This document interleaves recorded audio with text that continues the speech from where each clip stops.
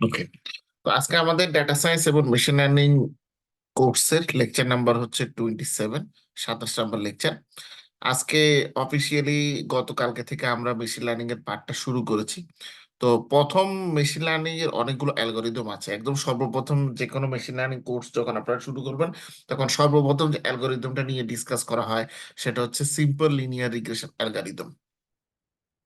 তো simple linear regression algorithm এটা খুব কমনলি হচ্ছে ইউজ করা হয়, এবং এটা প্রায় বহু লম্বা সময় পর্যন্ত এই অ্যালগোরিদমটা হচ্ছে আছে। তো এখানে আসলে কি করা হয়, নর্মালি লিনিয়ার রিগ্রেশন আমরা যখন বলি, তখন লিনিয়ার রিগ্রেশন মূলত ইউজ করা হয় হচ্ছে কোয়ান্টিটেটিভ রেসপন্সকে প্রেডিক্ট করার জন্য। এই টার্মটা খুব গুরুত্বপূর্ণ, ইম্পর্টেন্ট, যে লিনিয়ার রিগ্রেশনকে আমরা ইউজ করে থাকি কোয়ান্টিটেটিভ রেসপন্সকে প্রেডিক্ট করার জন্য। আমরা লিনিয়ার রিগ্রেশন ইউজ করে থাকি, এটা খেয়াল রাখবেন যে কোয়ান্টিটেটিভ রেসপন্সকে প্রেডিক্ট করতে হলে আমরা হচ্ছে লিনিয়ার রিগ্রেশন ইউজ করে থাকি। তাহলে এখন দেখেন, আমরা একটা এক্সাম্পল দেখার চেষ্টা করব, যেটা হচ্ছে সেলস এর এক্সাম্পল। যে suppose that we are statistical কনসেপ্টের হায়ার বাই কাইন্ড। ধরেন আমাদেরকে কোনো একটা কোম্পানি, তারা তাদের হচ্ছে কিছু সেলস ডাটা দিল। সেলস ডাটা দিয়ে তারা আমাদেরকে বললো যে কিভাবে আমরা আমাদের সেলসের যে ফিগারটা আছে সেটা ইমপ্রুভ করতে পারি ডাটা সায়েন্স মানে ডাটা সায়েন্স বা মেশিন লার্নিং মেথড ইউজ করে। তো তখন তারা আমাদেরকে যে ডেটা সেটটা দিল, ধরেন সেটার মধ্যে আমাদের যে যে যে ডেটা আছে, ধরেন সেখানে অ্যাডভার্টাইজিং সম্পর্কে সেখানে হচ্ছে তথ্য আছে, এবং অ্যাডভার্টাইজিং গুলো কোন কোন মিডিয়ামে তারা করছেন এই তথ্য হচ্ছে আছে। তো এখানে যেটা বলা হয়েছে যে তারা আমাদেরকে সেলস এর যে তথ্যটা দিয়েছেন, সেটার মধ্যে অ্যাডভার্টাইজিং এর ডেটা আছে, এবং অ্যাডভার্টাইজিং এর ডেটাতে মূলত হচ্ছে যে 200 যে প্রোডাক্ট তারা হচ্ছে সেল করে। মানে আমরা একটা কোম্পানি নিয়ে কাজ করতেছি, কোম্পানি একটা সার্টেন প্রোডাক্ট তারা তৈরি করে, এবং সেই প্রোডাক্টটা তারা প্রায় 200টার মতো ডিফারেন্ট ভিন্ন মানে বিভিন্ন ক্যাটাগরি মার্কেটে তারা হচ্ছে এটা বিক্রি করে। তো বিক্রি করার জন্য এক এক ধরনের মার্কেটের জন্য তাদের যে অ্যাডভার্টাইজিং বা বিজ্ঞাপনের যে বাজেট, সেটা হচ্ছে এক এক রকম। হ্যাঁ, তো নর্মালি তারা এই অ্যাডভার্টাইজিং এর জন্য যে মিডিয়াম গুলো ইউজ করে থাকেন, সেই মিডিয়াকে তারা তিন ভাগে ভাগ করেছেন। একটা হচ্ছে টেলিভিশন, টিভি, আর একটা হচ্ছে রেডিও, আর একটা হচ্ছে নিউজ পেপার। এখন এই ডাটাগুলোকে ফিগার ওয়ানে এটা দেখানো হয়েছে। তো আমরা একটু ফিগার ওয়ানে যাই, আমরা একটু ডাটাগুলো দেখি। দেখেন যে ফিগার,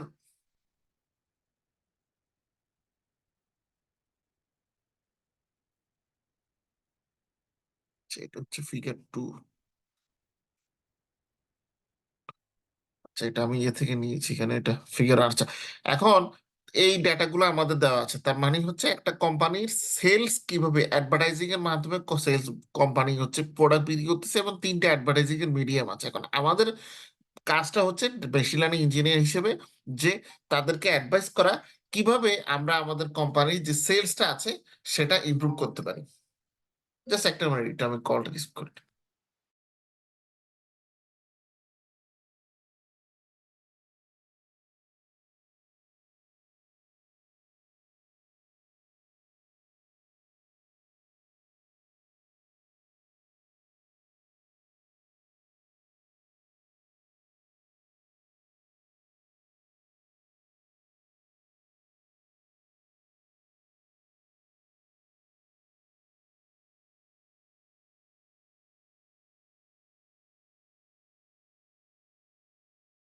সরি, কল এসেছিল। তো এখন তাহলে আমাদেরকে এখানে বলেছে যে এই কাজটা করতে, তাহলে আমাদের প্রথম যে কাজটা হবে সেটা হচ্ছে এখানে চিন্তা করতে হবে যে আমাদের যে ক্লায়েন্ট আছে সে সরাসরি প্রোডাক্টের যে বিক্রয় বা সেল সেটা সে বাড়াতে পারবে না। তাহলে কি করতে হবে, বিক্রয় বাড়াতে হলে আমাদেরকে অ্যাডভার্টাইজিং এর যে খরচটা আছে, এক্সপেন্ডিচার, এই যে তিনটা মিডিয়াম সে ইউজ করতেছে, টেলিভিশন, রেডিও এবং নিউজ পেপার, এটাতে অ্যাডভার্টাইজিং বাবদ সে যে পরিমাণ টাকা খরচ করতেছে, এটাকে সামহাও আমাদের কন্ট্রোল করতে হবে। তো কন্ট্রোল করে আমরা দেখব যে মূলত অ্যাডভার্টাইজিং এর পরিমাণ বাড়ালে বা কমালে, কন্ট্রোল করা যখন আমরা বলতেছি তখন কন্ট্রোল মেকানিজম কিন্তু দুটো আছে, খেয়াল করে বুঝেন। হয় আমরা অ্যাডভার্টাইজিং খরচ বাড়াবো, না হয় আমরা অ্যাডভার্টাইজিং খরচ কমাবো। তাহলে দেখতে হবে যে অ্যাডভার্টাইজিং এর পরিমাণ যদি বাড়ানো হয় তাহলে সেটার কি প্রভাব পড়ে সেলসের উপরে। আবার অ্যাডভার্টাইজিং এর পরিমাণ যদি কমানো হয় তাহলে সেটার কি প্রভাব পড়ে সেলস এর উপরে। তাহলে আমাদের কাজটা হচ্ছে যে অ্যাডভার্টাইজিং বাজেটটাকে আমরা মূলত চেঞ্জ করব বা সুইচ করব বা অ্যাডজাস্ট করব। এবারে এটা করার মাধ্যমে আমরা আমাদের সেলস এর পরিমাণ বাড়ানো যায় কিনা আমরা সেটা হচ্ছে দেখবো। এখন এটাকে যদি আমরা স্ট্যাটিস্টিক্যালি বলতে চাই তাহলে হচ্ছে মূলত আমাদের কাজ হচ্ছে এমন একটা মেশিন লার্নিং মডেল ডেভেলপ করা যার মাধ্যমে আমরা সেলসটাকে প্রেডিক্ট করতে পারবো। কিসের উপর ভিত্তি করে? On the basis of advertising media use, কোন ধরনের অ্যাডভার্টাইজিং মিডিয়া ইউজ করলে সেলস বাড়তেছে সেটার উপর ভিত্তি করে। এবার এখানে তিনটা অ্যাডভার্টাইজিং মিডিয়ামের কথা বলা আছে: টিভি, রেডিও এবং হচ্ছে নিউজ পেপার।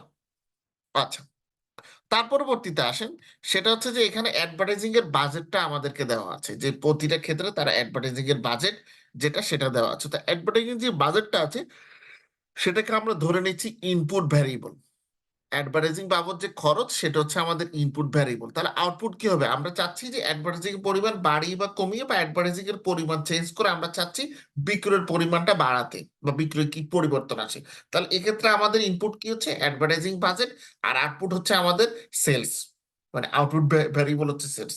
তো এই ধরনের সিচুয়েশনে যখন আমরা সেলসটা, আর সেলস হচ্ছে আমাদের আউটপুট, তো সেলসকে যখন আমরা প্রেডিক্ট করব বা সেলসকে আমরা যখন ব্যাখ্যা করবো, আমরা কিভাবে ব্যাখ্যা করব?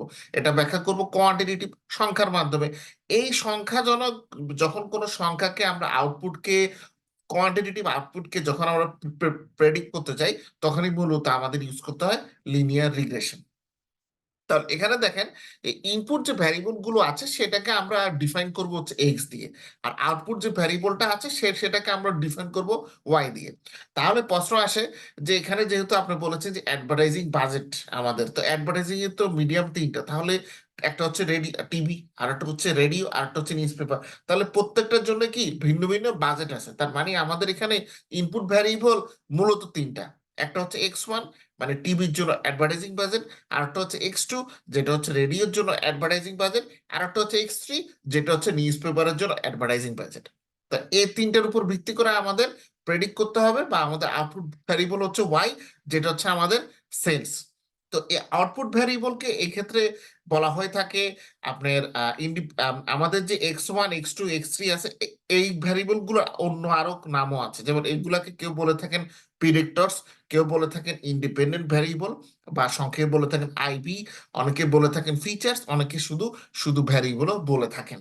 আর এই আউটপুট ভ্যারিয়েবল সেলস, এই জিনিসটাকে অনেকে বলে থাকেন রেসপন্স বা ডিপেন্ডেন্ট ভ্যারিয়েবল, এবং এটাকে ওয়াই দিয়ে ডিনোট করা হয়। তাহলে সিম্পল লিনিয়ার রিগ্রেশনটা হচ্ছে এরকম, যে একটা স্ট্রেট ফরওয়ার্ড অ্যাপ্রোচ, যেটার উপরে আমরা আমাদের কোয়ান্টিটিভ রেসপন্স ওয়াই, আমাদের রেসপন্স ভ্যারিয়েবল বা আউটপুট ভ্যারিয়েবল হচ্ছে ওয়াই, যেটাকে আমরা প্রেডিক্ট করার চেষ্টা করে থাকি on the basis of a single predictor variable x. Single variable x এর উপর ভিত্তি করে। তার মানে কি, সিম্পল লিনিয়ার রিগ্রেশনে আমাদের ইন্ডিপেন্ডেন্ট ভ্যারিয়েবলের পরিমাণও একটা, ডিপেন্ডেন্ট ভ্যারিয়েবলের পরিমাণ হচ্ছে একটা। সিঙ্গেল এক্স ভ্যালুর উপর ভিত্তি করে আমরা সিঙ্গেল ওয়াই ভ্যালু প্রেডিক্ট করার চেষ্টা করে থাকি সিম্পল লিনিয়ার রিগ্রেশনে। তাহলে এই লিনিয়ারের কথা যখন আমরা বলতেছি, তার মানে একটা অপরের সাথে যে সম্পর্কটা আছে সেটা লিনিয়ার, সেটা কার্বিক না, বক্র না, সরলরৈখিক সম্পর্ক। তাহলে আমরা যখন সিম্পল লিনিয়ার রিগ্রেশনের কথা বলছি, তখন আমরা ধরে নিচ্ছি বা আমরা অ্যাজিউম করে নিচ্ছি there is approximately a linear relationship between X এবং ওয়াই। এক্স এবং ওয়াই এর মধ্যে একটা সম্পর্ক আছে, যেটাকে আমরা লিনিয়ার রিলেশনশিপের মাধ্যমে অ্যাপ্রক্সিমেট করতে পারবো। এবার এটাকে ম্যাথমেটিক্যালি বা স্ট্যাটিস্টিক্যালি এরকম করে লেখা হয়। এটা হচ্ছে অ্যাপ্রক্সিমেশনের সাইন। প্রথমে আমরা লিখি আমাদের যে ডিপেন্ডেন্ট ভ্যারিয়েবল আছে সেটা, তো আমাদের ডিপেন্ডেন্ট ভ্যারিয়েবল কি? ওয়াই। তারপরে অ্যাপ্রক্সিমেশনের সাইন দিয়ে বেটা zero plus beta one x. তাহলে এখন প্রশ্ন থাকতে পারে, এই যে বেটা ও জিরো এবং বেটা ওয়ান এসেছে, এটা হচ্ছে কি? এগুলো হচ্ছে কোএফিসিয়েন্ট। হুম। তো এই এই যে অ্যাপ্রক্সিমেট সাইন, অ্যাপ্রক্সিমেট কে নর্মালি যখন আপনারা মেশিন লার্নিং ইঞ্জিনিয়ার হিসেবে পড়বেন, তখন এটাকে নর্মালি আমরা বলতেছি এটা অ্যাপ্রক্সিমেট সাইন, ঠিক আছে, বাট এটা যখন উচ্চারণ করবেন তখন এটাকে এভাবে বলে ভালো, y is approximately modeled as beta 0 plus beta 1 x. ওকে। আচ্ছা, এখন আমাদের এখানে যে এক্সটা হচ্ছে আছে, এক্সটা আমরা বলেছি যে তিনটা মিডিয়ামের মাধ্যমে। X1 হচ্ছে টেলিভিশন বাবদ অ্যাডভার্টাইজিং এর বাজেট, X2 হচ্ছে রেডিও বাবদ অ্যাডভার্টাইজিং এর বাজেট, এবং X3 হচ্ছে নিউজ পেপার বাবদ অ্যাডভার্টাইজিং এর বাজেট। আচ্ছা, তো প্রথমে তাহলে আমরা প্রথম আমাদের ইকুয়েশনটা স্টার্ট করি। সেটা হচ্ছে, আমরা প্রথম ইকুয়েশন হচ্ছে আমাদের sales. Sales is approximately modelled as beta 0 plus বেটা 1 টিভি। আচ্ছা, এখন প্রশ্ন আসলো এই যে ইকুয়েশন ওয়ান আমরা এই ইকুয়েশনের নাম দিলাম। তো এখানে বেটা জিরো এবং বেটা ওয়ান হচ্ছে আননোন কনস্ট্যান্ট, মানে এদের ভ্যালু আমরা যখন ইকুয়েশনটা তৈরি করেছি তখন এদের ভ্যালু আমাদের হচ্ছে জানা নেই, বাট আমরা যখন আমাদের মেশিন লার্নিং অ্যালগোরিদম অ্যাপ্লাই করবো, অ্যাপ্লাই করার লাস্টে আমরা এদের ভ্যালুগুলো জেনে যাবো অ্যানালাইসিসের মাধ্যমে, বাট আমরা এখন এখন এদের ভ্যালু আমরা জানি না, তাই এরা আমাদের কাছে unknown value. Okay, that represent the intercept. এখন বেটা জিরো এবং বেটা ওয়ান মূলত কি রিপ্রেজেন্ট করে? তো বেটা জিরো এবং বেটা ওয়ান মূলত ইন্টারসেপ্ট এবং স্লোপ টার্মটাকে হচ্ছে রিপ্রেজেন্ট করে। আচ্ছা, সেটা কিরকম? সেটা হচ্ছে বেটা জিরো এবং বেটা ওয়ানকে আমরা সাধারণত মডেলের কোএফিসিয়েন্ট বলে থাকি, অনেকে এটাকে কোএফিসিয়েন্ট প্যারামিটারও বলে থাকেন। আমরা we can use the data to produce estimate. আমাদেরকে যে ডাটাটা তারা দিবে, মানে আমাদেরকে যে ডাটাটা অলরেডি দেওয়া আছে, আমরা তো ডাটা সায়েন্সের কাজ করতে হলে, মেশিন লার্নিং কাজ করতে হলে আমাদের ডাটা লাগবে। সো যে ডাটাটা আমাদের তারা দিবে আমাদের কাজের জন্য, সে ডাটার উপর ভিত্তি করে আমরা এই বেটা জিরো এবং বেটা ওয়ান এদের একটা এস্টিমেটেড ভ্যালু আমরা বের করতে পারবো, এবং বের করার পরে produce estimates of beta zero zero hat and beta one for the model coefficient and predict future sales on the basis of particular TV value advertising. আচ্ছা, এখন যেটা হচ্ছে যে আমরা যে ডাটাটা আমাদেরকে দেওয়া হবে সেই ডাটার উপর ভিত্তি করে আমরা বেটা জিরো এবং বেটা ওয়ানের একটা ভ্যালু প্রেডিক্ট করবো বা এস্টিমেট করবো, যার কারণে প্রেডিক্টেড ভ্যালুটা হবে বেটা জিরোর উপরে, এর চিহ্নটাকে আমরা হ্যাট বলতে পারি, বেটা জিরো হ্যাট এবং বেটা ওয়ান হ্যাট। এখন তারা হয়ে যাবে আমাদের মডেলের কোএফিসিয়েন্ট। তার পরবর্তীতে আমি যেহেতু আমাদের ফিউচার যে সেলস সেটার ভ্যালুটা প্রেডিক্ট করব, তাই সেলস এর উপরে সেলস হ্যাড মানে Y to the power hat is approximately modelled as beta zero plus beta zero beta zero hat plus beta one hat X, বা এখানে এক্স এর জায়গায় হবে টেলিভিশনের যে ভ্যালুটা আছে। তো এখানে তারা এখানে হ্যাড সিম্বল দিয়েছে to denote estimated value for an unknown parameter. যখন আমরা কোনো কিছুর ভ্যালুকে এস্টিমেট করে ওটা বের করি তখন সেটার উপর আমরা হ্যাড বসাই, denote the predicted value of the response. তো এখানে একটা ফিগার দেওয়া আছে, দেখেন তারা মানে অ্যানালাইজ করার পরে এই ফিগারটা মূলত দেওয়া আছে। তো এখানে এটা একটা বই থেকে নেওয়া, সেখানে অনেকগুলো আলোচনা ছিল, যার কারণে কিছু জিনিস কেটে ছেটে হচ্ছে নেওয়া হয়েছে, কারণ এত জিনিস আলোচনা করা তো আসলে ক্লাসে সম্ভব না, মূল মূল বিষয়গুলো আপনাদের জানতে হবে। সো প্রথমে আছে এখানে, প্রথম যে ফিগারটা দেখতেছেন সেখানে টিভি অ্যাডভার্টাইজিং বাবদ যে ডেটা সেটা দেওয়া আছে, তারপরটাতে আমাদের রেডিও অ্যাডভার্টাইজিং বাবদ ডেটা গুলো দেওয়া আছে, তারপর নিউজ পেপারের ডেটা দেওয়া আছে। তো এটা হচ্ছে আমাদের অ্যাডভার্টাইজিং এর ডেটা সেট। এখন দেখেন প্রথমটাতে আমরা এই প্লটটাতে আমরা কি দেখেন, প্রথম প্লটে আমরা ওএক্স যদি অ্যাক্সিস ধরি তাহলে এখানে আমরা টেলিভিশন দেখেছি এবং উপরে ওয়াই অ্যাক্সিসে আমরা দেখেছি সেলস। তারপরটাতে ওএক্স অ্যাক্সিসে আমরা দেখালাম হচ্ছে রেডিও অ্যাডভার্টাইজিং, উপরে দেখালাম হচ্ছে সেলস।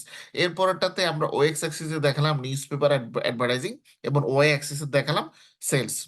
আচ্ছা, এখন তার মানে আমরা এই প্লটগুলোতে মূলত কি দেখেছি, আমরা এই প্লটগুলোতে মূলত the plot displayed sales in thousands of units as a function.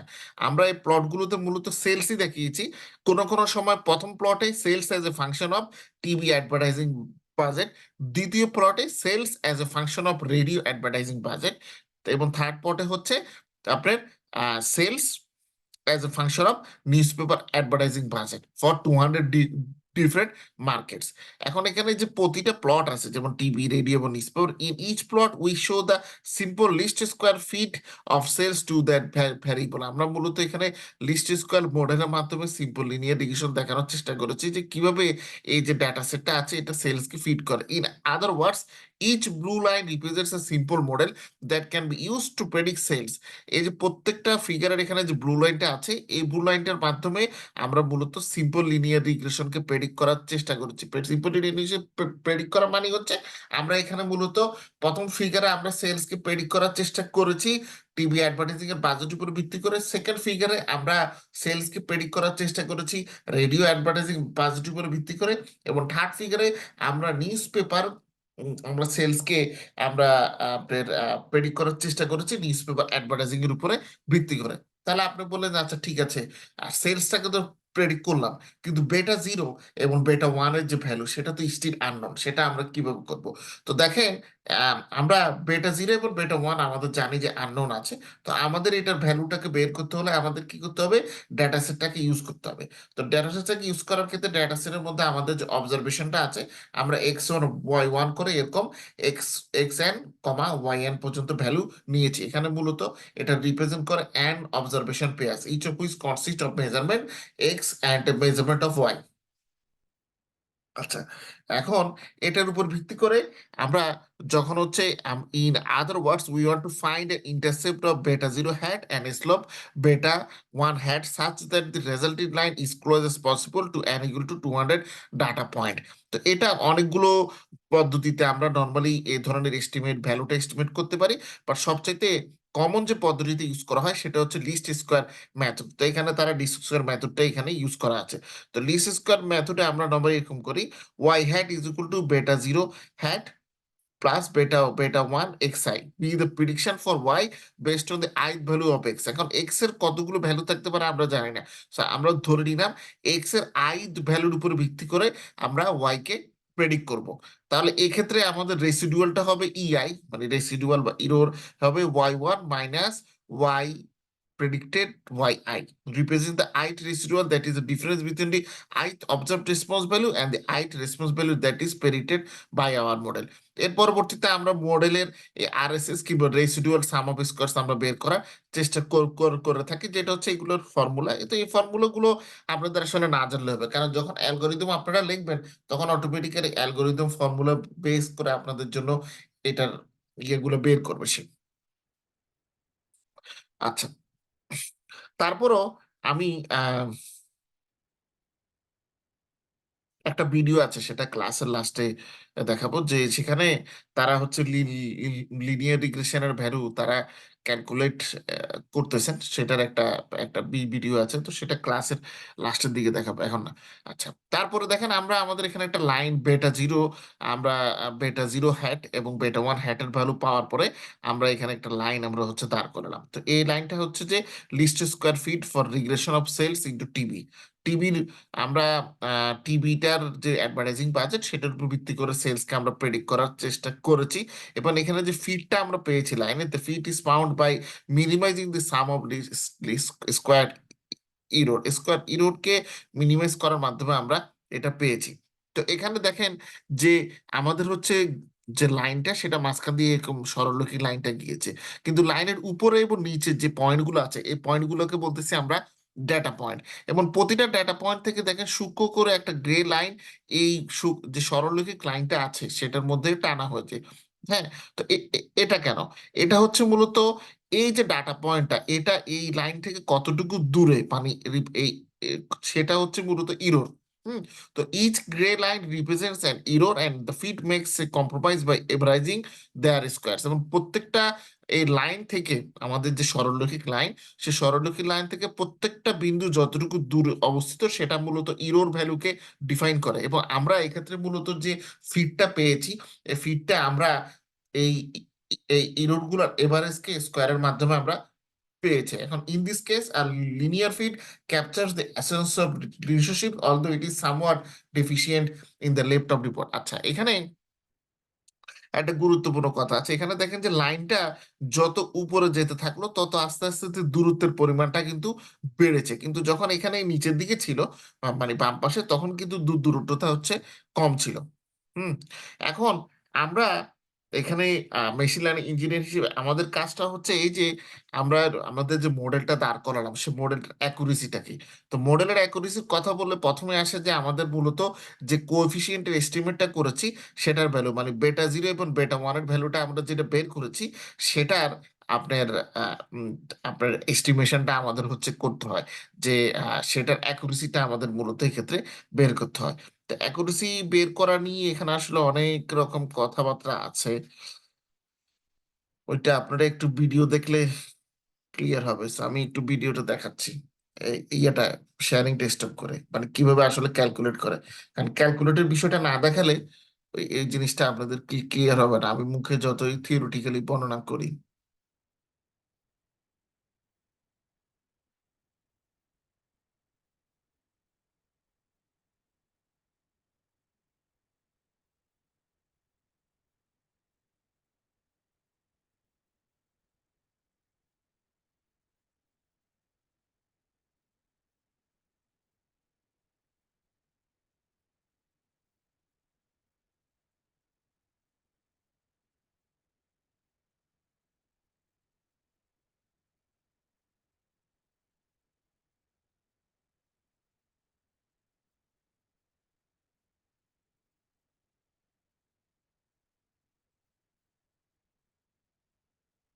দাঁড়ান।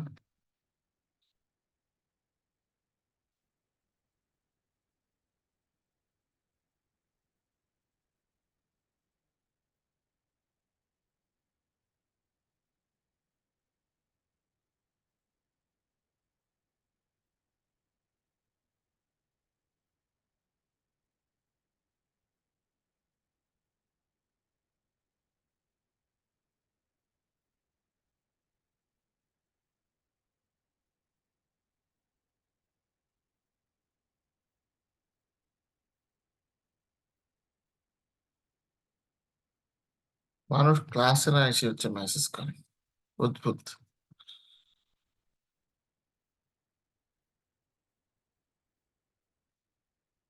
আচ্ছা, আমি আপনাদেরকে লিনিয়ার রিগ্রেশনের একটা ডেটা সেট হচ্ছে দেখাচ্ছি।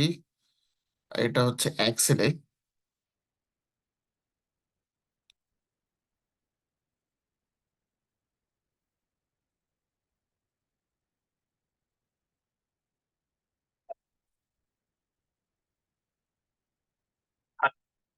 ওকে, সিম্পল লিনিয়ার রিগ্রেশন। স্ক্রিনটা হচ্ছে শেয়ার করি। আপনারা জাস্ট দেখেন যে তারা মূলত এটা কিভাবে করেছে। এটা অনেক আগে এক্স এবং ওয়াই এর উপরে, ভিডিওটা অনেকদিন আগে, প্রায় 10-11 বছর আগে। বাট তারপরও যেহেতু ক্যালকুলেশনটা আপনারা বুঝতে পারবেন।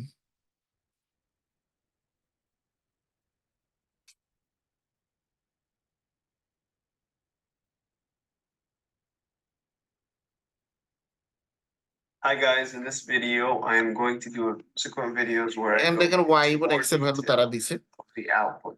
So for this example, we're going to be using the data analysis package, which is an add-in in Excel. If you don't know how to install add-ins, watch my video on installing add-ins through my channel. Okay, that's RD Jalair, or go to Jalair Academy. আচ্ছা, এখানে এর এটা নতুন ভিডিওটা দেখি। Hi guys, in this video, we're gonna have on that MP3 player after the amount of time specified in the previous variable has elapsed. So for example, this very first observation here, we have a person with an MP3 player, owned it for 23 months, has 486 songs on it. If you let me just jump down here, I have a person here who has an MP3 player for 1 month and has only 35 songs on it. Okay? So what we're trying to do here, our goal is we want to be able to see if we can predict how many songs you have on your MP3 player if we're given the information of how many months you've owned that MP3 player. Okay? So right off the bat, if you've kind of been initiated a little bit to regression, you'll know which is your dependent variable and which is your independent variable. So clearly, we're trying to predict the number of songs you have, as I said a minute ago, so that becomes our dependent variable. Okay? And we're going to be using the amount of time that you've owned the MP3 player as the predictor, so that becomes our independent variable. And you probably already have been initiated to the convention that we use the variable y in all regression equations and formulas for the dependent variable and x for the independent variable. Okay, since we only have one independent variable, this is called simple linear regression. If we had multiple independent variables, this would be called multiple regression. Okay. Okay, so now let's do some very preliminary exploration. I'm going to compute the correlation coefficient as well as very quickly make a scatter plot to see if there's any interesting pattern between these two variables. Okay, so I'm exploring the relationship between these two. So to do this, right, we have two numerical variables. Clearly, they're quantitative, so I'd like to make a scatter plot. It's the go-to plot for this type of situation. So I'll go over, pick the most basic type of scatter plot, which is just scatter. You don't need to choose any of these. Okay. If it, I would check that it. আচ্ছা দেখেন, আমাদের একটু আগে যে আমরা গ্রাফটা দেখলাম সেখানে বলেছিলাম আমরা সরলরৈখিক প্লট, তো সেখানে তারা সরাসরি ফিটিংটা হচ্ছে দিয়েছিলেন, তারা আমাদেরকে এরকম স্ক্যাটার প্লট মানে ওখানে প্রডিউস করা হয়নি। তো এখানে তারা স্ক্যাটার প্লটটা প্রডিউস করার কারণে আপনাদেরকে এক্সপ্লেন করাটা সহজ হবে। দেখেন এখানে এক্স এবং ওয়াই আছে, তো আশা করি লেখচিত্র সম্পর্কে আপনারা সবাই জানেন। তো ও এক্স অক্ষে, হ্যাঁ, যেখানে আমরা ভূমি অক্ষ যেটাকে বলে থাকি, সেখানে হচ্ছে আমরা আপনার এই এক্স যে আমাদের বা ইন্ডিপেন্ডেন্ট ভ্যারিয়েবল যেটা সেটা দিয়েছি, এবার ওয়াই একে আমরা দিয়েছি হচ্ছে যে ডিপেন্ডেন্ট ভ্যারিয়েবল গুলো আছে সেটা। তারপরে independent variable against dependent variable গুলোকে আমরা স্ক্যাটার প্লটের মাধ্যমে প্লট করলাম। প্লট করার পরে আপনি দেখতে পেলেন যে এরকম ডট ডট তারা হচ্ছে বেলুনের মতো ছোট্ট ছোট্ট ডট দেখাচ্ছে। এবার দেখেন সামনে। It's doing the right thing because Excel is going to, and any other software is going to suggest some plot. So let me just go ahead to design, select data, and just remove and build it from scratch. So I'm going to add name. I don't really worry about at this moment. X values. I'm very carefully picking my months সে আর একটা and পদ্ধতিতে length x এবং Y এর values. Value I'm very নিচ্ছে, carefully picking মানে my আগেও তার যে পদ্ধতিতে ছিল numbers. সেটাও ঠিক ছিল, Okay. সেটা রং ছিল Now না। you can work on this plot a little bit more and make it a little bit more to your liking as far as looks. You can put a title if you like, but the point here is we got a nice picture of what's going on, and that is that there's clearly a positive, right, linear relationship between these two. How am I seeing this? Well, I think we all can see that there is a pattern here that looks roughly like the trace that I'm doing here. দেখছেন? It's not perfect, and in তো এখানে মানে আমাদের কাজটা হচ্ছে মূলত এই যে ডাটা পয়েন্ট গুলো আছে, এই ডাটা পয়েন্ট গুলোকে ম্যাচ করে মূলত এরকম এই ইউজ করা। আহ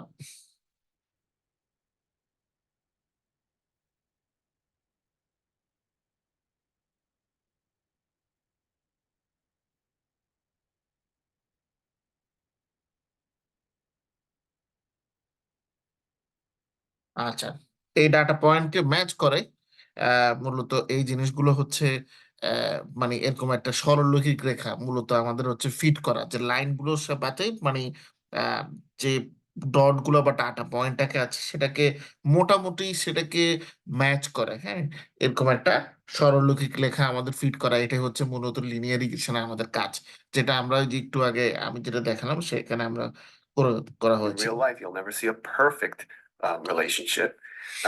So don't look for that. তো What কিন্তু you're looking এটা for কিন্তু is পারফেক্ট হবে না, এই সম্পর্কটা সবসময় খেয়াল রাখবেন, এটা হচ্ছে একটা এস্টিমেটের সম্পর্ক, আমরা ফিট করে থাকি, ঠিক আছে, বাট এই ফিটটা যখন করবেন তো তখন খেয়াল রাখবেন যে এটা নিয়ার পারফেক্টের কাছাকাছি হয়তো দিতে পারবে, কিন্তু 100% পারফেক্ট কোনোদিনও হবে না। মানে যে কোনো মেশিন লার্নিং মডেল আপনারা যখন তৈরি করবেন আজকে থেকে খেয়াল রাখবেন যে পৃথিবীতে 100% পারফেক্ট বলে কোনো কিছু নেই, অনলি গড ইজ পারফেক্ট, ঠিক আছে।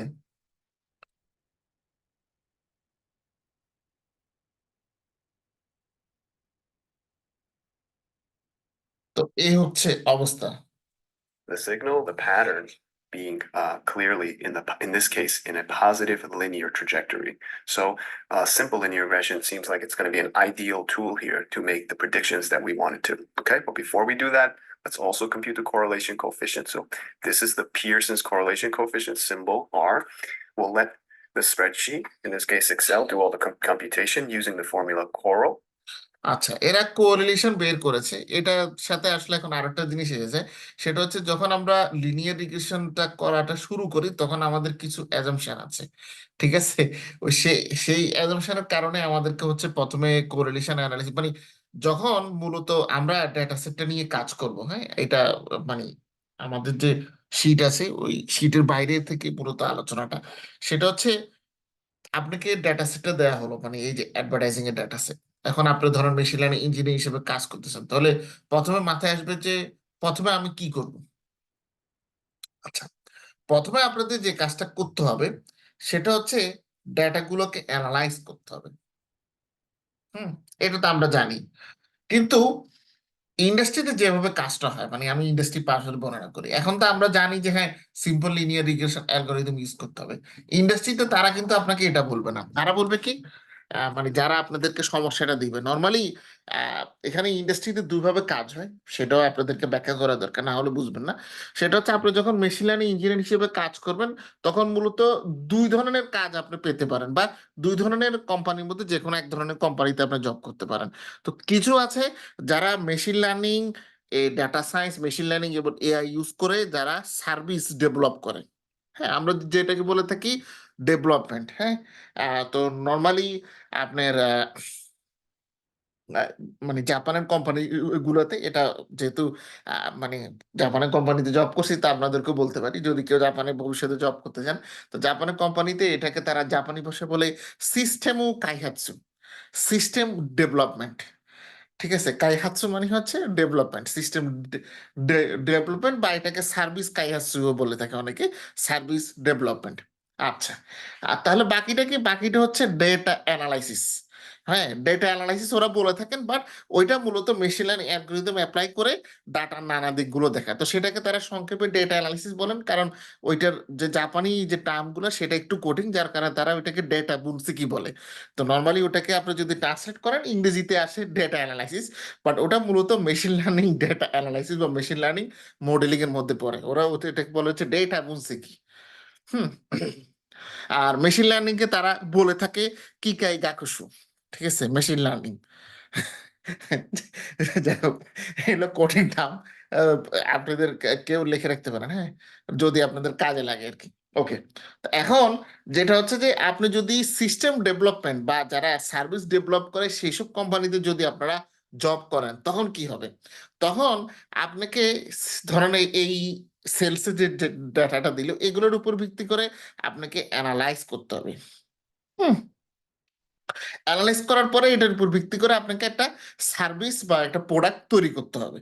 ঠিক আছে, যেমন আপনারটা এরকম হতে পারে যে একটা প্রোডাক্ট আমরা তৈরি করেছিলাম, মানে এটা ডেমো হিসেবে আর কি। সেটা হচ্ছে যে ব্যানানা। যেমন আমাদের দেশে এখন আমের সিজন আসতেছে, তা আমি আম দিয়ে বলি। তো এখন প্রচুর দেখবেন লোকজন অনলাইনে অফলাইনে আম সেল করবে। হুম, তো এখন এটার মধ্যে থেকে ফরমালিন মুক্ত আম কোনটা সেটা বের করাটা একটু কষ্টকর। এখন ধরেন আপনি এমন একটা মেশিন লার্নিং মডেল ইউজ করে, এআই ইউজ করে আপনি এমন একটা সার্ভিস ডেভেলপ করলেন বা অ্যাপ ডেভেলপ করেন যেটাতে ছবি নিয়ে ওই ছবিটা কোনো আমের ছবি নেওয়ার সাথে সাথে ওই অ্যাপের মধ্যে আপলোড দিলে সে বলতে পারবে যে এটা আমটা কি ভালো না খারাপ। ওকে, আমটা কি ভালো না খারাপ এবং এটাতে কত পার্সেন্ট ফরমালিন আছে। ওকে, তাহলে এই যে দেখেন, এই যে মানে এটা হচ্ছে সার্ভিসের দিকে। আর অ্যানালাইসিস যদি বলে তখন আপনি কিভাবে ডেটা দিয়ে দিবে, ডেটা দিয়ে বলবে যে এটা অ্যানালাইজ করেন। তো অ্যানালাইজ করতে গেলে সে আপনাকে বলবে যে এই যে ডেটাটা আছে, সে একটা কথা হিন্টস দিবে আপনাকে, এই যে ডেটা সেটটা আছে এই ডেটা সেটটাকে পারফেক্টলি বা মোটামুটি ভালোভাবে আপনার এক্সপ্লেন করে এমন কোন মডেলটা এই ডাটা সেটের ক্ষেত্রে পারফেক্ট। তখন সেক্ষেত্রে কিন্তু আপনাকে শুধু একটা মডেল অ্যাপ্লাই করলে হবে না, বেশ কয়েকটা মেশিন লার্নিং মডেল অ্যাপ্লাই করতে হবে। সে মডেলগুলোর মধ্যে কম্পারেটিভ অ্যানালাইসিস করতে হবে, হ্যাঁ, কোন মডেলের অ্যাকুরেসি কতটুকু। যার কারণে আমি আপনাদেরকে থিওরি পড়াই নিচ্ছি, মানে আমরা যখন ম্যাক্সিমাম ক্লাস করব ইন্ডাস্ট্রিতে আমরা এভাবেই কাজগুলো করতাম, একসাথে 3-4 ধরনের মডেল অ্যাপ্লাই করতাম, সেগুলোর অ্যাকুরেসি দেখতাম। হ্যাঁ, এই ডাটা সেটের জন্য এই মডেলটা অ্যাকুরেট। নর্মালি ডাটা সায়েন্সের কাজগুলো বা মেশিন লার্নিং ক্লাসগুলোতে কি হয় কি, তারা একটা এক্সাম্পল ধরেন, সেটা ধরে করেন, করে ব্যাস শেষ। বাট আমরা এখানে এটা করব না, যেহেতু ইন্ডাস্ট্রি পার্সপেক্টিভে।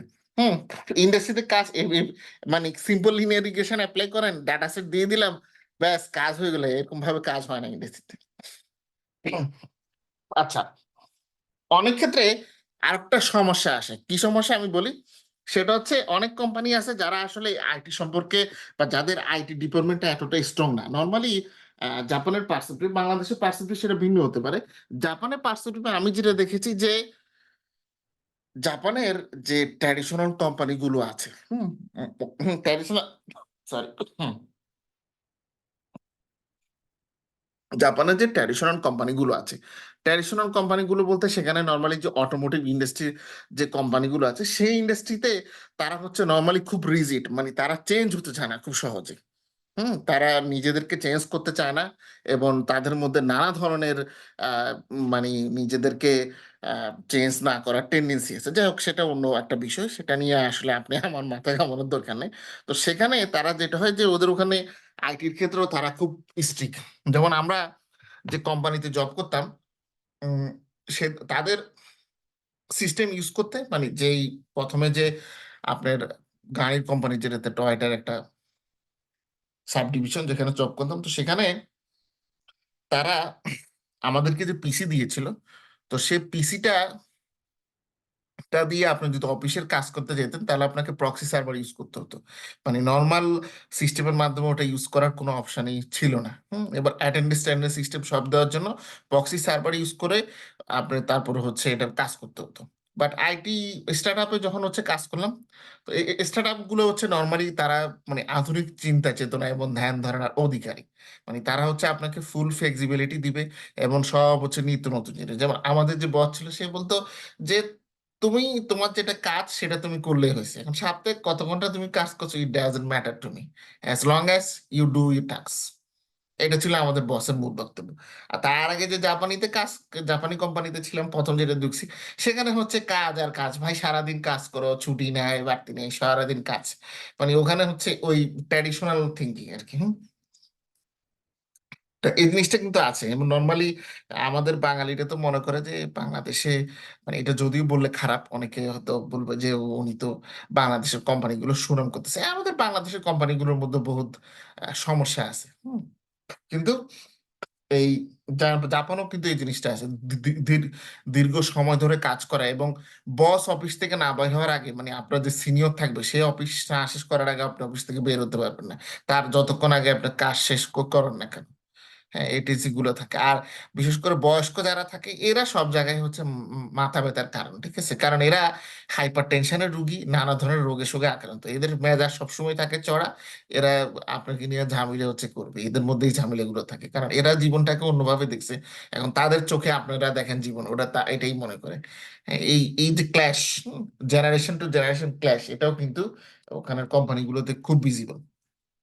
যার কারণে এই কারণে ইয়ং জেনারেশনরা, মানে ইয়ং জাপানি যারা আছে তারা কিন্তু জব, আচ্ছা এই জিনিসটা বিরক্তি লাগে। পড়াশোনার সময় যদি লোকজন হচ্ছে এই অনেকে ক্লাস না করে হচ্ছে আমাকে এই যে ফোন দেয়, আমি কারো কাউকে হোয়াটসঅ্যাপ নাম্বারটা আমি হচ্ছে দিই না। আর একটা করছে এক লোক, এতক্ষণ হচ্ছে মেসেজ পাঠাইছে, শুনছেন এখন সে হচ্ছে কল দিতেছে। এটা খুব বাজে জিনিস। আচ্ছা, তো এখন আপনাদেরকে আমি একটা কাজ করতে বলেছিলাম লাস্ট উইকে। আপনাদের কি খেয়াল আছে কি কাজ ছিল?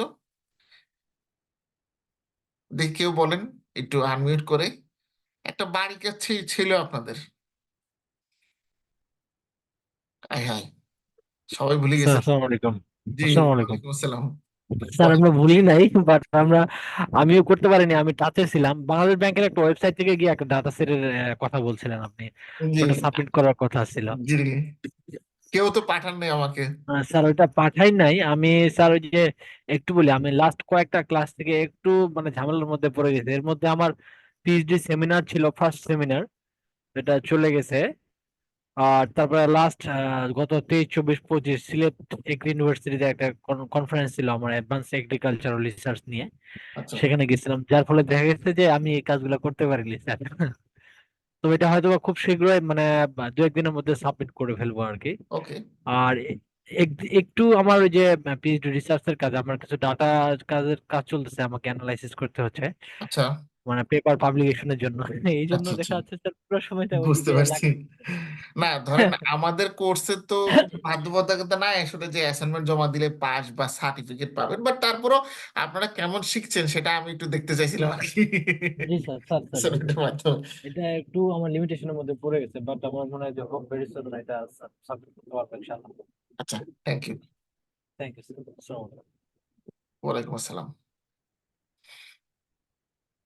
আচ্ছা, আরেকজন মনে হয় কি বলতে চাইছিলেন, জি বলেন। স্যার, জি আসসালামু আলাইকুম স্যার। জি, ওয়ালাইকুম আমি আসসালাম। হচ্ছে ওই যে আপনাকে নক দিয়েছিলাম আপনি নক ওই যে দিয়েছিলেন, জি, ক্লাসে। জি, জি। হ্যাঁ হ্যাঁ।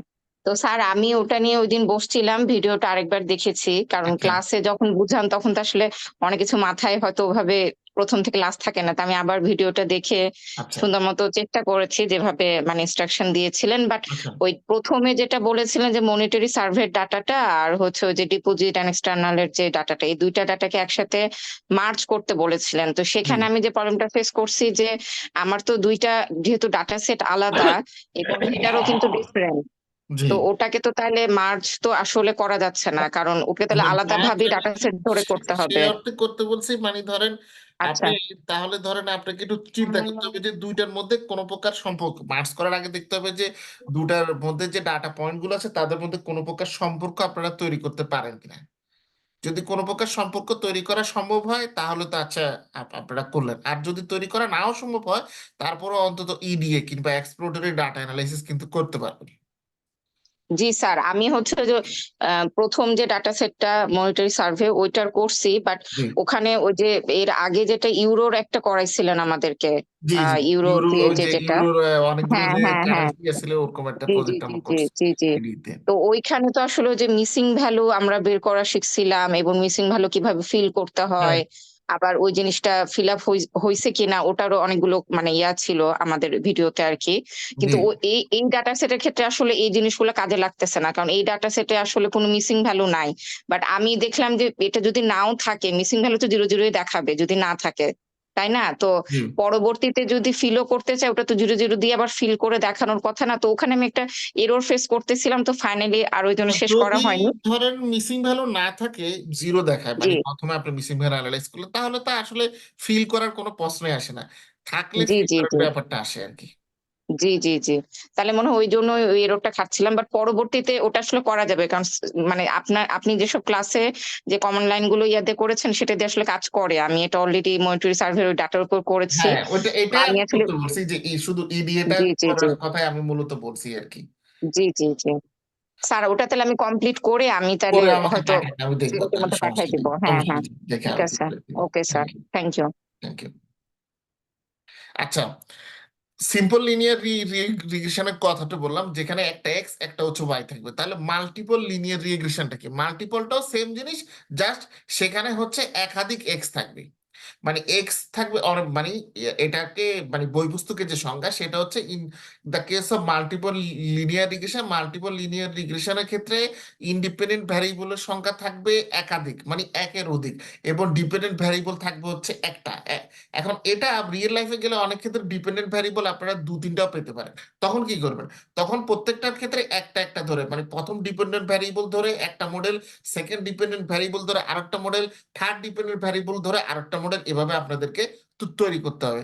তাহলে নেক্সট ক্লাসে আমরা এই যে কাজটা করব, একটা ডেটা সেট ইউজ করব, যে ডেটা সেটে প্রথমে আমরা সিম্পল লিনিয়ার রিগ্রেশন অ্যাপ্লাই করব, তার পরবর্তীতে সেম ডেটা সেটে আমরা মাল্টিপল লিনিয়ার রিগ্রেশন অ্যাপ্লাই করব। তার মানে এখানে মূলত আমাদের অনেকগুলো ভ্যারিয়েবল থাকবে।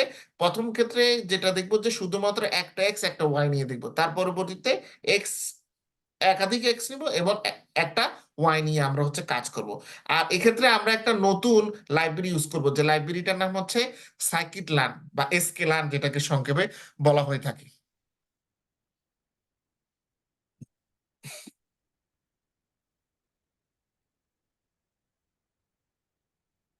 আশা করি যে থিওরিটিক্যাল পার্টে আপনাদের কোনো আর সমস্যা নেই, এটা আশা করি মানে বুঝতে পারছেন। আসসালামু আলাইকুম স্যার। জি, ওয়ালাইকুম আসসালাম, বলেন।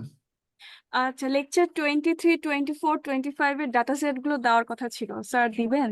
হ্যাঁ হ্যাঁ হ্যাঁ, অবশ্যই। ডেটা সেট আমি দেখি কি করে বলেন, এটা কি আমার কি কোনো লাভ আছে? আপনারা ভালো কথা খেয়াল করছেন, আমার আসলে অনেক কাজে খেয়াল থাকে না, দুঃখিত এটার জন্য। আমি আন্তরিকভাবে আমি আজকে রাতের মধ্যেই আর সেন্ড করে দিব।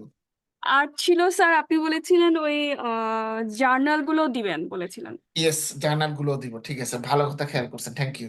আজকেই সেন্ড করে দিব আমি, মিস হবে okay, thank you sir. Thank you. আর কারো কোনো কোশ্চেন? স্যার, জি বলেন।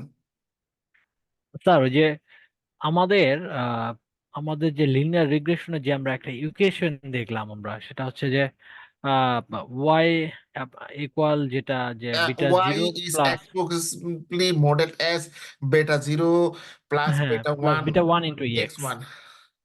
এখন এটা হচ্ছে যখন আমরা স্যার এই যে কোএফিসিয়েন্ট যেটা বিটা জিরো এবং বিটা ওয়ান, এই দুটার ভ্যালু যখন আমরা এস্টিমেট করব বা ভ্যালু বের করার পরে আমরা যখন এই ইকুয়েশনটা দাঁড় হয়ে গেল, তখন হচ্ছে যে আমাদের যে প্রিসিশনটা বা প্রেডিকশনের যে জায়গাটা, জি সাপোজ আমরা এরকম অনেক ইকুয়েশনে কাজ করেছি ইন্টারমিডিয়েটে, দেখা যাচ্ছে ওয়াই হ্যাঁ ইকুয়াল হ্যাঁ এম এক্স প্লাস সি একটা একটা ইকুয়েশন ধরে নিয়েছিলাম, যেখানে সি এবং এম দুইটা ছিল মানে একটু কনস্ট্যান্ট আর কি, বা এরকম, বা স্লোপ আমরা যেটা ধরলাম, এম ছিল স্লোপ, মনে হয় ঢাল বলতাম আমরা বাংলায়। হ্যাঁ, ঢাল তো বলতাম আর কি, স্লোপ, জি। হ্যাঁ, আর আমি টেনজেন্ট দিয়ে কাউন্ট করতাম তো এই তখন তো ঢালটাকে। আমরা ধরেন ঢাল বের করতাম, তারপর সহগ কোএফিসিয়েন্ট এই জিনিসগুলো জি বের স্যার, জি করতাম, স্যার। বাট এখন হচ্ছে আমরা মূলত মডেলের সামারি রেডি করব। মডেল সামারি এবং মডেলের অ্যাকুরেসি, মানে এখনকার বিষয়টা একটু অ্যাডভান্স তখনকার তুলনায়। মানে এখন জি শুধু স্যার। ঢাল আর কোএফিসিয়েন্টের ভ্যালু বের করলে হবে না, একটু উপরের লেভেলের কাজ করতে হবে এখন, মানে যেটা এখন প্র্যাকটিক্যালি যেটা দেখা হয় আর কি। মানে নর্মালি আমরা ইন্টারমিডিয়েট লেভেলে বা অনার্স লেভেলে স্ট্যাটিস্টিকের প্রবলেম গুলো যেভাবে সলভ করা হয়, তার সাথে ডাটা সায়েন্সের পার্থক্য এটাই। নর্মালি স্ট্যাটিস্টিক্স হচ্ছে ধরেন আপনাকে একটা প্রবলেম দেওয়া হলো, সেটা আপনি সলভ করলেন, সলভ করলে আপনার কিন্তু কাজ শেষ, কিন্তু ডাটা সায়েন্সের কাজ এখানে শেষ হয় না। বরং সলভ করার পরে এটা আমাদের ডাটা সেটকে কতটুকু এক্সপ্লেন করতে পারতেছে, কি সমস্যা, কি আসু বিষয়, এই সমস্ত জিনিসগুলো দেখা হয়। তার মানে স্যার ওই যে প্রেডিকশনের যে বিষয়টা, যখন আমরা ওয়াই ইকুয়াল যখন বিটা 0 অ্যান্ড বিটা 1 এই দুটা কোএফিসিয়েন্টের ভ্যালু যখন আমরা পেয়ে যাচ্ছি, জি। তার মানে ওই মডেল আমাদের, তার মানে একটা মডেল আমাদের দাঁড় হয়ে গেল। এখন এর পরবর্তীতে যখন ওই মডেলে আমরা যখন এক্স এর ভ্যালু জাস্ট বসাবো, অর্থাৎ যে ইন্ডিপেন্ডেন্ট ভ্যারিয়েবল যেটা ছিল, এই এক্স এর ভ্যালুটা বসালেই তখন আমরা নতুন করে অন্য কোনো কিছুকে প্রেডিকশন করতে পারতেছি। বিষয়টা তো এরকমই না স্যার? আমরা মূলত হচ্ছে আপনার প্রেডিকশনটা যা করবেন আসলে, প্রেডিকশন যখন আমরা করি তখন আসলে কিসের উপর ভিত্তি করে করি? প্রেডিকশনটা করতেছি কিন্তু আমাদের এক্স এবং ওয়াই এর ভ্যালুগুলোর উপর ভিত্তি করে, তার মানে হচ্ছে পাস্ট ভ্যালুর উপর ভিত্তি করে মূলত আমরা প্রেডিকশনটা হচ্ছে করি। তো প্রথমে এখানে হচ্ছে কয়েক ধাপে হচ্ছে কাজগুলো হয়। প্রথম ধাপে যে কাজটা হয় সেটা হচ্ছে, প্রথম ধাপে হচ্ছে আমরা মডেলের সামারি বের করি, অ্যাকুরেসি বের করি। তার পরবর্তীতে মানে ডেটা সায়েন্সে আমরা আরো যে কাজটা করে থাকি সেটা হচ্ছে যে মডেলটাকে, মডেলের জন্য যে ডেটা সেট দেওয়া থাকে সেটাকে আমরা মূলত তিন ভাগে ভাগ করি। একটাকে আমরা বলি ট্রেনিং ডেটা সেট, আরটাকে বলি আমরা টেস্ট ডেটা সেট, আরটাকে বলি আমরা ভ্যালিডেশন ডেটা সেট।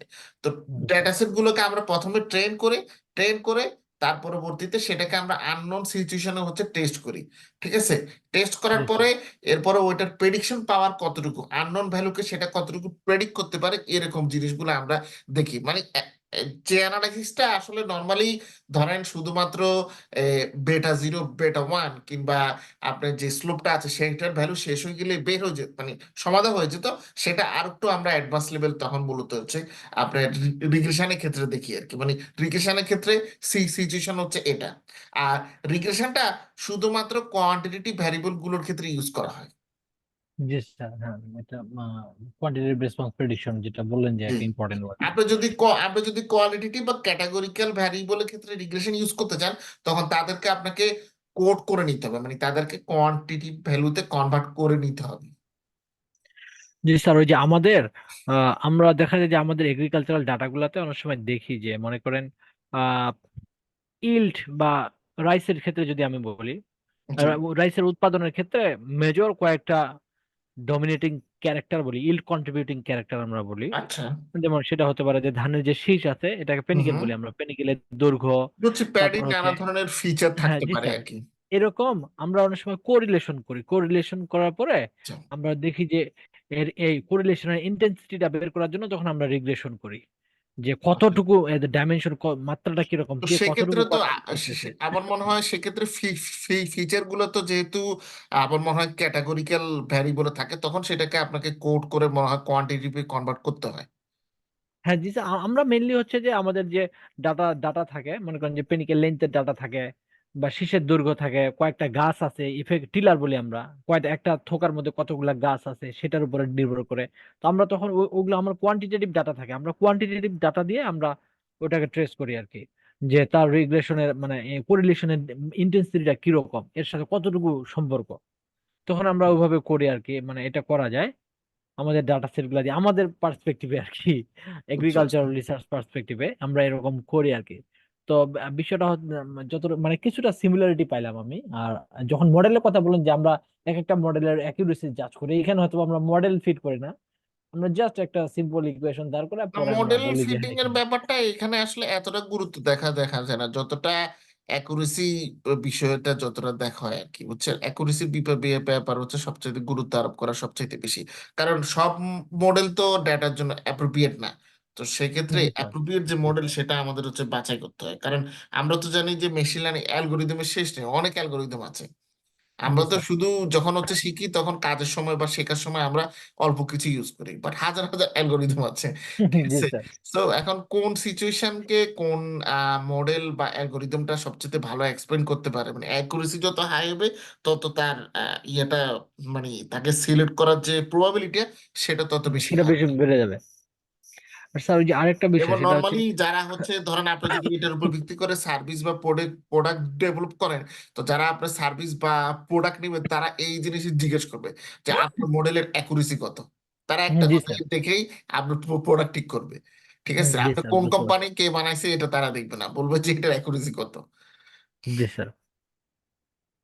আর স্যার ওই যে আরেকটা জিনিস বলতে চাচ্ছিলাম, ওই যে আপনার স্যার ওই যে পাওয়ার বিআই এর একটা মানে প্রোগ্রাম ছিল আপনার পাওয়ার জি বিআই এর। চলতেছে, জি চলতেছে ওটা। স্যার ওইটা স্যার কতগুলা লেকচার ওখানে স্যার? ওখানে হচ্ছে 12টার মতো লেকচার, প্রায় 12-13টার মতো। ওইগুলো মানে স্যার আমাদের চ্যানেলে মনে হয় আপলোড করা আছে হ্যাঁ, মনে আমার হয় স্যার। চ্যানেলে 5টা পর্যন্ত লেকচার আছে, বাকিগুলো এই সপ্তাহে হবে।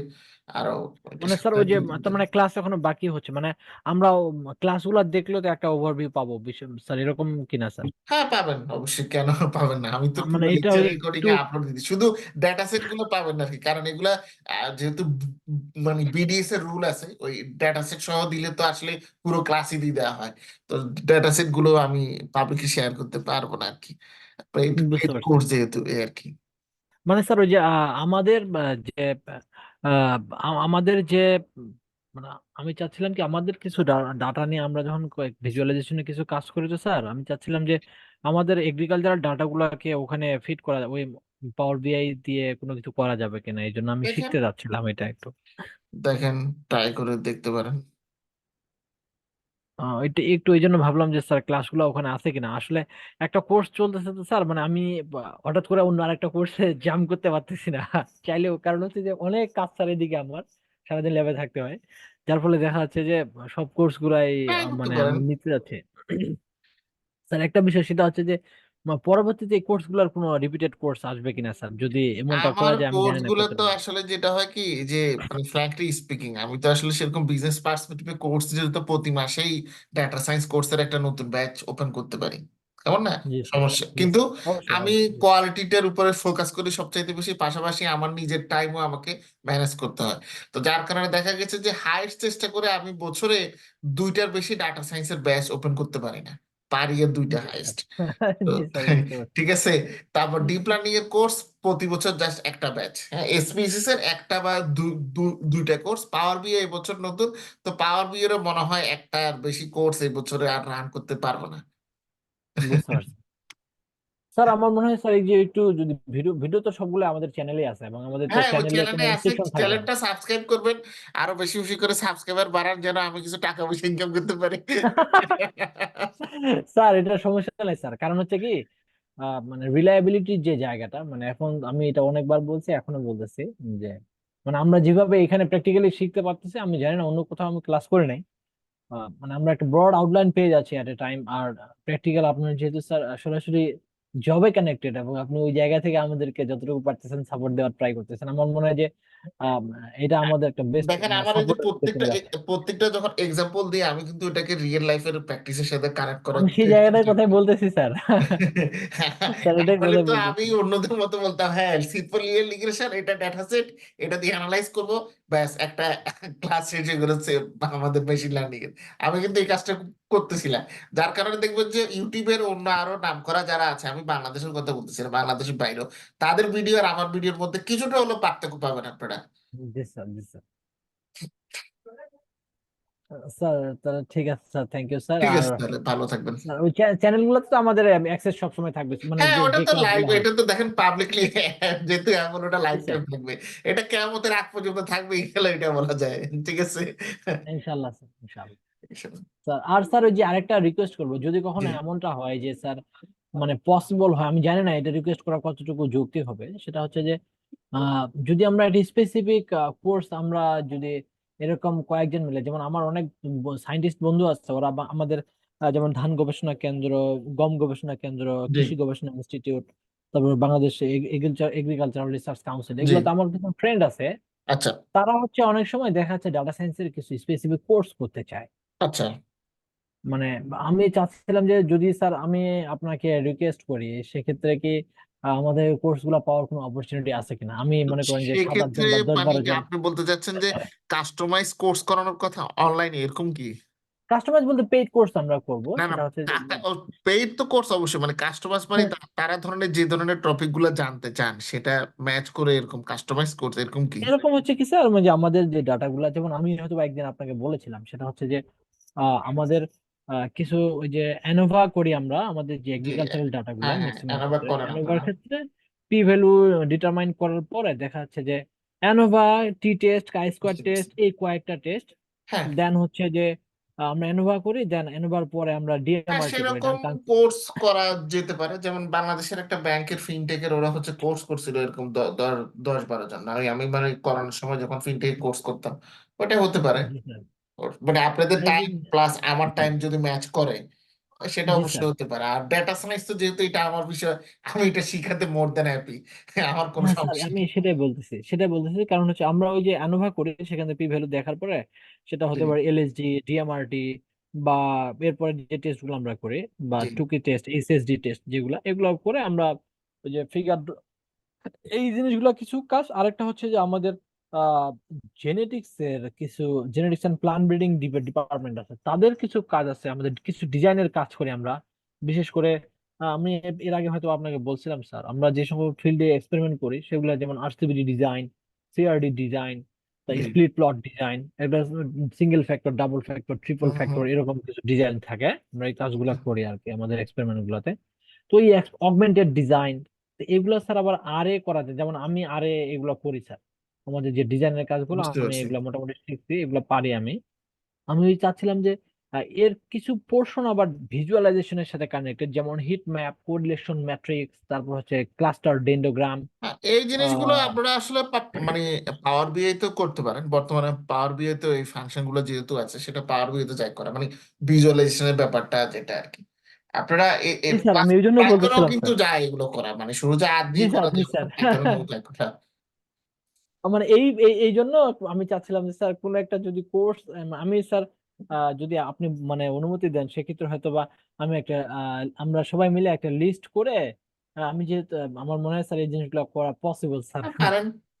যদি এরকম হয় স্যার, তাহলে যদি কোর্স একটা অফার করতেন আমাদেরকে, শুধুমাত্র এই জিনিসগুলোর উপরে, সাথে এই এই হ্যাঁ, কোর্সটা আপনারা তো আমরা আমাকে করতেছি। সেরকম ইনস্টিটিউশন হলে আমাকে নক করে আপনারা যে 5-6 জন জি স্যার। কি হলে ভালো, অবভিয়াসলি। জি স্যার, আমি অ্যাটলিস্ট আমরা 6-7 জন তো করতেই পারবো স্যার, এরকম এফোর্ট করতে পারবো, সমস্যা নেই। আচ্ছা, জানাইন আমাকে, যদি এটা আমি পসিবল হয়। দেখবো আপনার সাথে, আপনার আমার সাথে টাইম ম্যাচ করে কিনা। জি স্যার, স্যার অনেক সময় নিলাম স্যার, থ্যাংক ইউ ঠিক আছে, স্যার। না সমস্যা নাই, ঠিক আছে, তাহলে সবাই থ্যাংক ইউ ভালো স্যার, থাকবেন, আসসালামু আলাইকুম, সুস্থ আসসালামু থাকবেন। আলাইকুম। জি, ওয়ালাইকুম আসসালাম, আল্লাহ হাফিজ, বাই।